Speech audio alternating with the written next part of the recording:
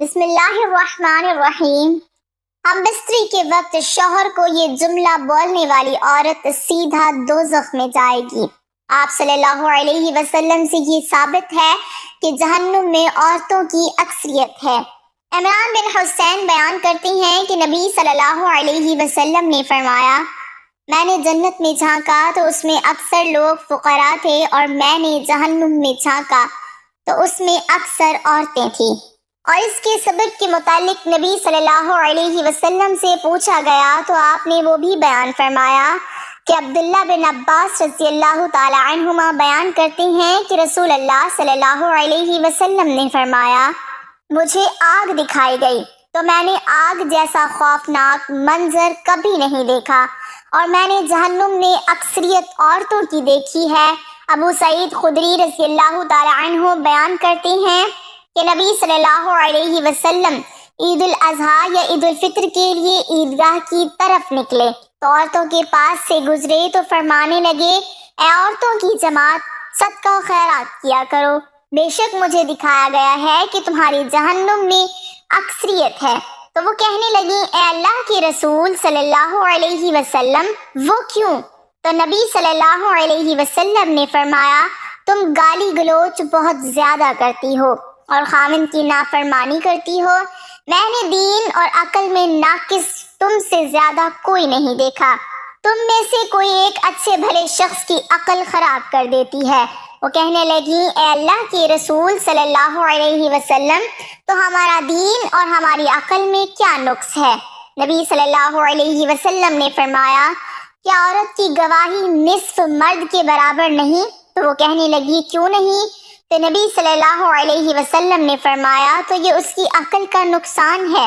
کیا جب کسی کو حیض آئے تو وہ نماز اور روزہ نہیں چھوڑتی؟ تو وہ کہنے لگی، کیوں نہیں؟ تو نبی صلی اللہ علیہ وسلم نے فرمایا، یہ اس کے دین کا نقصان ہے۔ سیدنا انس بن مالک رضی اللہ تعالی عنہ سے روایت ہے کہ نبی کریم صلی اللہ علیہ وسلم نے فرمایا، کسی بشر کے لیے اجازت نہیں کہ وہ دوسرے بشر کو سجدہ کرے۔ اگر ایک انسان کا دوسرے انسان کو سجدہ کرنا مناسب ہوتا تو میں عورت کو حکم دیتا کہ وہ اپنے خامن کو سجدہ کرے، کیونکہ اس پر اس کے خامن کا بہت بڑا حق ہے۔ اس ذات کی قسم جس کے ہاتھ میں میری جان ہے، اگر خامن کو پاؤں سے لے کر سر کی مانگ تک پھوڑے نکل آئیں اور اس سے لہو اور پیپ بہنا شروع ہو جائے، اور اس کی بیوی آ کر اس کو چاٹنا شروع کر دے، تو پھر بھی وہ اپنے خامن کا حق ادا نہیں کر سکے گی۔ رسول اللہ صلی اللہ علیہ وسلم کے زمانے میں آپ صلی اللہ علیہ وسلم کے صاحبزادے حضرت ابراہیم رضی اللہ تعالی عنہ کے انتقال کے بعد سورج گرہن ہو گیا۔ اس زمانے میں لوگوں کا خیال یہ تھا کہ سورج گرہن کسی بڑے آدمی کی وفات یا پیدائش کی وجہ سے ہوتا ہے، جیسا کہ ابھی آپ صلی اللہ علیہ وسلم کے بیٹے کی وفات پر ہوا تو آپ صلی اللہ علیہ وسلم نے اس عقیدے کی نفی فرمائی۔ حضرت ابو ہریرہ رضی اللہ تعالی عنہ حضرت ابو موسیٰ رضی اللہ تعالی عنہ سے روایت کرتے ہیں، انہوں نے بیان کیا کہ سورج گرہن ہوا تو نبی صلی اللہ علیہ وسلم اس طرح گھبرائے ہوئے کھڑے ہوئے جیسے قیامت آ گئی۔ آپ صلی اللہ علیہ وسلم مسجد میں آئے اور طویل ترین قیام و رکوع اور سجود کے ساتھ نماز پڑھی کہ اس سے پہلے آپ صلی اللہ علیہ وسلم کو ایسا کرتے ہوئے نہیں دیکھا تھا۔ اور آپ صلی اللہ علیہ وسلم نے فرمایا کہ یہ نشانیاں ہیں جو اللہ بزرگ و برتر بھیجتا ہے، یہ کسی کی موت اور حیا کے سبب سے نہیں ہوتا، بلکہ اللہ تعالیٰ اس کے ذریعے اپنے بندوں کو ڈراتا ہے۔ جب تم اس کو دیکھو تو ذکر الہی اور دعا استغفار کی طرف دوڑو۔ لہٰذا چاند گرہن اور سورج گرہن کے وقت ہمیں تعلیمات نبویہ کے مطابق اللہ کی طرف متوجہ ہو کر نماز، دعا اور استغفار میں مشغول ہونا چاہیے۔ پھر آپ نے فرمایا، بلا شبہ سورج اور چاند اللہ تعالیٰ کی دو نشانیاں ہیں، انہیں کسی کی موت و حیات کی وجہ سے گرہن نہیں لگتا، لہٰذا جب تم یہ صورتحال دیکھو تو اللہ تعالیٰ کو یاد کیا کرو۔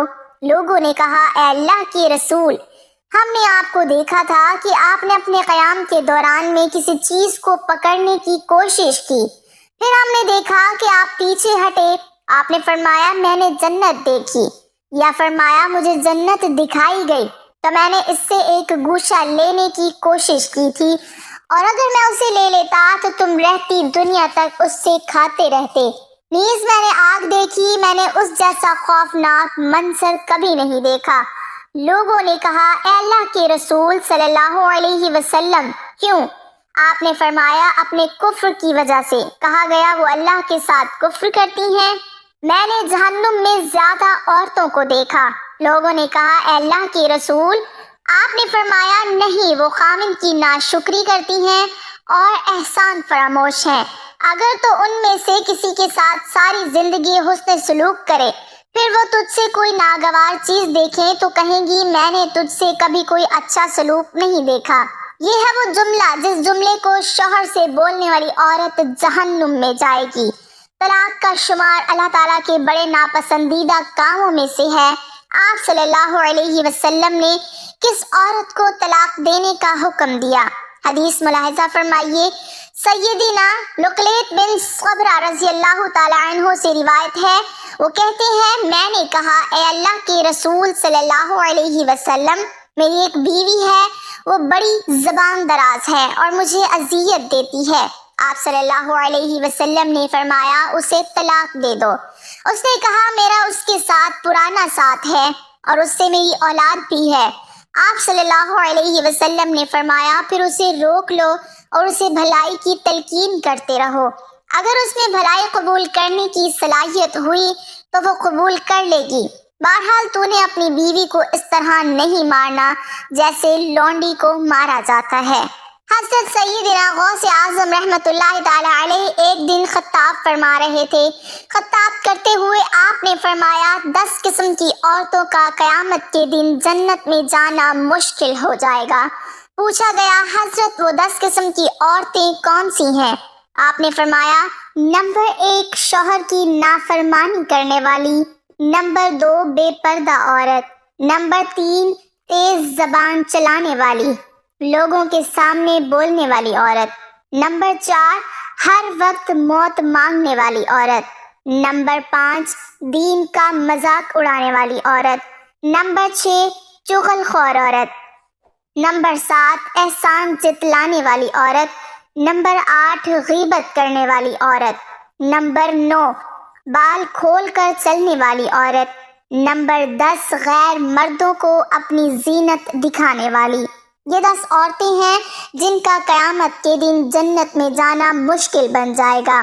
اس لیے ان خواتین پر ضروری ہے کہ جب ان کو اس کا علم ہوا تو انہوں نے خیر اور بھلائی کی، جو کہ اللہ تعالیٰ کے حکم سے انہیں اس اکثریت سے دور لے جائے گی اور وہ جہنم میں داخلے سے بچ جائیں گی۔ ہم اللہ تعالیٰ سے دعا گو ہیں کہ وہ ہمیں اور ہم سب کو آگ سے دور کرے اور ایسے قول و عمل کرنے کی توفیق دے جو اللہ تعالیٰ کے قریب کریں، آمین۔ ناظرین، کمنٹ باکس میں اللہ کے 99 ناموں میں سے ایک نام ضرور ٹائپ کریں۔